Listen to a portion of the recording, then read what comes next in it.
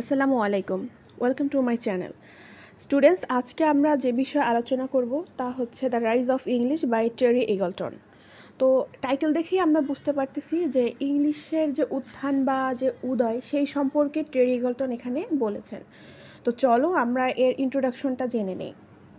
1983 সালে টেরি ইগলটনের সবচেয়ে সফল সাহিত্যকর্ম লিটারারি থিওরি অ্যান্ড ইন্ট্রোডাকশন প্রকাশিত হয়। In the Literary criticism world এই বইটি সর্বাধিক বিক্রয়কৃত বই হিসেবে বলা হয়। তো আমাদের বর্তমান topic the rise of English, উক্ত বইয়ের ভূমিকার পর প্রথম অধ্যায়, যেখানে এগলটন কিভাবে ইংরেজি ভাষা ও সাহিত্য আজকের অবস্থানে পৌঁছেছে তা বিস্তারিতভাবে আলোচনা করেছেন। আরও ক্লিয়ারলি বলতে হয় বিভিন্ন যুগে, বিশেষ করে 18 শতক থেকে কিভাবে ইংরেজি সাহিত্য ক্রমবিকাশ লাভ করেছে তারই আলোচনা টেরি ইগলটন দ্য রাইজ অফ ইংলিশে করেছেন। রচনার শুরুতে ইগলটন 18 শতকের সাহিত্যের কথা উল্লেখ করেন। অষ্টাদশ শতাব্দীতে সাহিত্য যুগটি নিউ ক্লাসিক্যাল পিরিয়ড নামে পরিচিত ছিল। এ সময়ে সাহিত্য বলতে দর্শন, ইতিহাস, প্রবন্ধ, চিঠিপত্র, কবিতা সব ধরনের লেখাগুলোকে বোঝানো হতো, যদি তা তখনকার সাহিত্যের মাপকাঠি অর্থাৎ পোলাইট লিটার্সের বৈশিষ্ট্য অন্তর্ভুক্ত হতো। এই শতকের সাহিত্যে পোলাইট লিটার্স নামে একটি টার্ম ছিল। এই যুগে সাহিত্য সম্পর্কে অবগত হতে হলে অবশ্যই পোলাইট লিটার্স সম্পর্কে আমাদের জানতে হবে। উচ্চ শ্রেণীর মানুষের আচার আচরণ, মূল্যবোধ, রুচি ইত্যাদি নিয়ে লেখা সাহিত্যকেই পোলাইট লিটার্স বলা হয়। মূলত তখনকার সাহিত্য ছিল উচ্চ শ্রেণীর মানুষকে ঘিরে। তখনকার যুগে ক্রিয়েটিভ বা ইমাজিনেটিভ লেখার উপর ফোকাস দেওয়া হতো না। তো তখনকার লেখাগুলোতে মূলত স্থান পেত aristocratic society and it's values, belief, cultures etc. 18 শতকে সাহিত্যে স্ট্রিট ব্যালাড অথবা পপুলার রোমান্স, এমনকি ড্রামাকেও সাহিত্য বলা হতো না। সমাজের এমন মূল্যবোধ ও রুচির কারণ ছিল বিগত শতাব্দীর রক্তক্ষয়ী গৃহযুদ্ধ। যুদ্ধের পর আপার ও মিডল ক্লাসের মধ্যে ঐক্য আনতে ইংল্যান্ডের সাহিত্য অত্যন্ত গুরুত্বপূর্ণ ভূমিকা পালন করে। নেক্সট পয়েন্ট হচ্ছে 18 শতকের সাহিত্যের কথা আলোচনা করার পর এগলটন 17 শতকে গৃহযুদ্ধের অর্থাৎ যে সিভিল ওয়ার হয়েছিল তার কথা উল্লেখ করেন ও বলেন এই যুদ্ধ কিভাবে সাহিত্যের গুরুত্ব বাড়াতে অবদান রেখেছে। গৃহযুদ্ধের পরবর্তী সময়ে সমাজে অনেক বিশৃঙ্খলা ও নৈরাজ্য দেখা দেয়, যাতে করে সমাজের মানুষ দিশেহারা হয়ে পড়ে।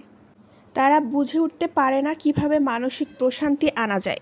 গৃহযুদ্ধের পর সমাজের উচ্চ শ্রেণী ও মধ্য শ্রেণীর মধ্যে ব্যাপক দূরত্ব বিরাজমান হয়। তাদের এই মধ্যকার এই দূরত্ব কমাতে সাহিত্য ব্যাপক অবদান রাখে। তখনকার লেখকরা সাধারণত রিজন, অর্ডার, স্যানিটি ইত্যাদি বিষয় নিয়ে লিখত, অর্থাৎ এই টপিকগুলো ছিল তাদের লেখার মূল উপাদান। আগের শতকের যুদ্ধ মানুষের মধ্যে বিরূপ প্রভাব ফেলে, যা মানুষ সাহিত্যে পড়ে আস্তে আস্তে প্রশান্তি খুঁজে পায়। তো তৎকালীন লেখকরা তাদের সাহিত্যকর্মের মাধ্যমে আপার ক্লাস ও মিডল ক্লাস মানুষের মধ্যে একতা আনতে সক্ষম হয়। এই শতকে উপন্যাসের উদ্ভব বেশ পরিলক্ষিত হয়, কিন্তু সমসাময়িক জনগণ উপন্যাস সাহিত্যের অন্তর্ভুক্ত হবে কিনা তা নিয়ে কনফিউজ ছিল।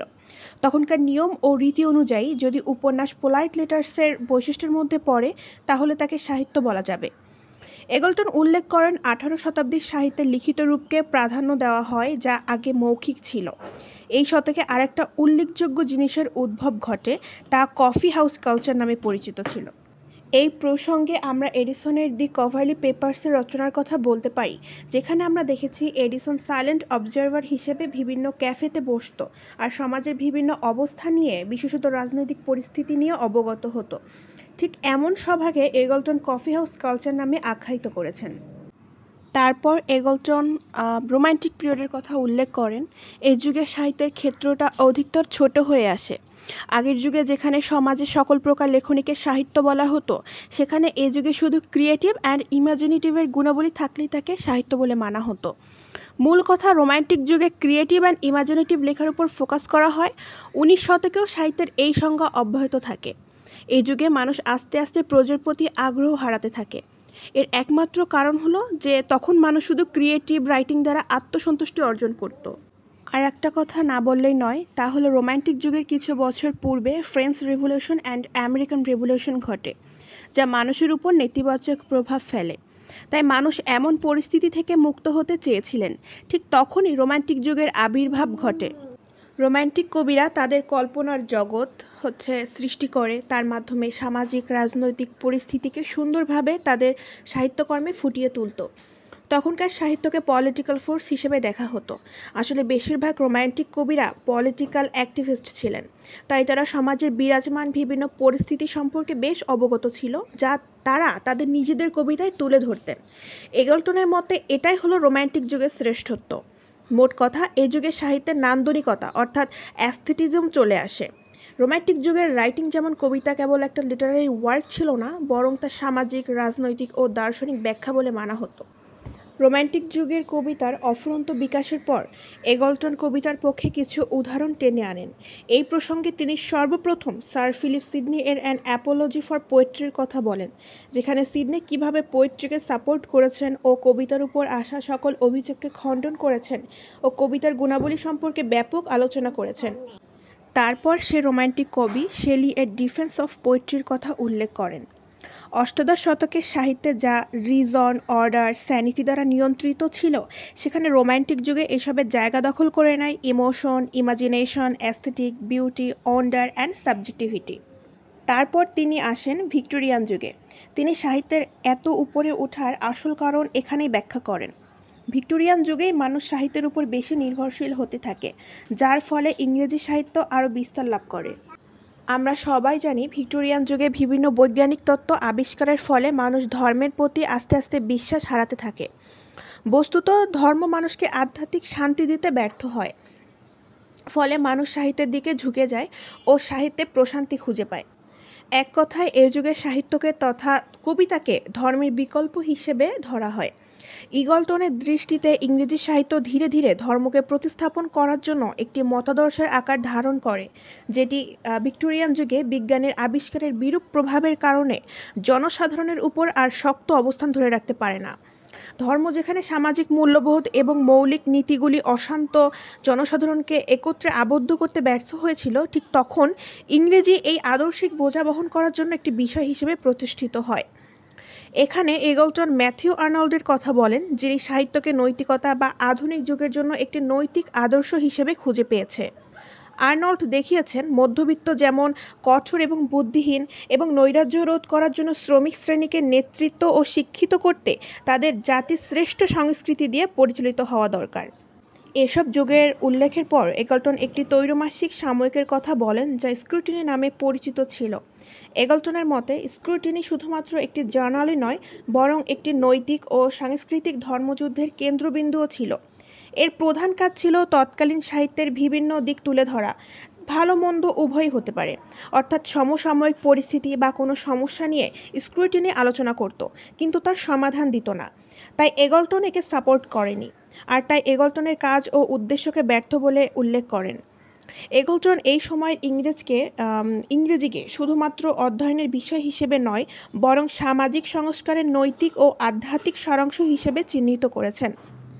এগলটনের মতে স্ক্রুটিনি দ্বারা প্রতিষ্ঠিত সমালোচনামূলক প্রবণতা, যার লক্ষ্য ছিল অর্গানিক সোসাইটি এর ধারণার দিকে ফিরে আসা। তো এগলটনের দৃষ্টিতে স্ক্রুটিনি কোনোভাবেই সমাজ পরিবর্তনের চেষ্টা করেনি। শিশুদের সাহিত্যের অর্থহীন অনুচ্ছেদগুলি মুখস্থ করার পরিবর্তে তারা যে কুলসিত সংস্কৃতিতে বাস করছে সে সম্পর্কে শিক্ষা দেওয়া অত্যন্ত গুরুত্বপূর্ণ ছিল। এগলটন বলেছেন যে স্ক্রুটিনি প্রকল্পটি ছিল চুল উত্থাপনকারীভাবে আমূল এবং সত্যিই বরং অযৌক্তিক একটা প্রকল্প। তো hair raisingly radical and really rather absurd. প্রকৃতপক্ষে স্ক্রুটিনি কেবলমাত্র অভিজাতদের একটি প্রকল্প ছিল।